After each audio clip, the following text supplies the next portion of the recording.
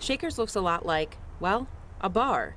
But it's once you go in that you see the difference. It's not just the simple orbs, it's just the monstrous little phantasms floating around. It's the images of women with no mandible. From the customers, those on the famous Shakers ghost tours, to the employees. Do you ever get nervous being down here? Sometimes, yes. There are stories from believers. It just gives you that weird feeling like you just don't want to be down here. Those who work here say this is the most haunted area of the bar, in the basement. They say spirits will just appear. This building was built on top of a cemetery back in 1894, and some families couldn't afford to move their loved ones' bodies.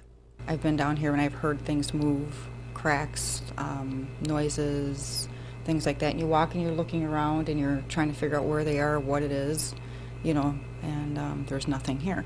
The back room of the main floor is what used to be a speakeasy, owned by the Capone family. The original bar is still in-house. Back in the 20s, you would have found 2 brothels upstairs. Many people think about Boardwalk Empire and how sexy it might be to be in a brothel, but the reality is that you'd have to service anybody who came in. And these are people that are on steamships in the Great Lakes for 3 months, 6 months, never had a shower.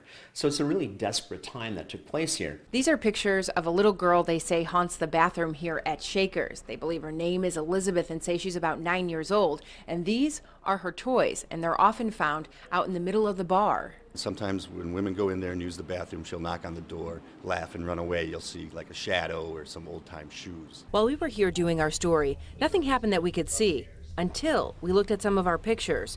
Apparently, it's a common occurrence around here. Always recheck your photographs and your videos, absolutely. Take a look at this one. In the right outside edge of the flash, in the mirror, you can see what looks like a woman in a hat.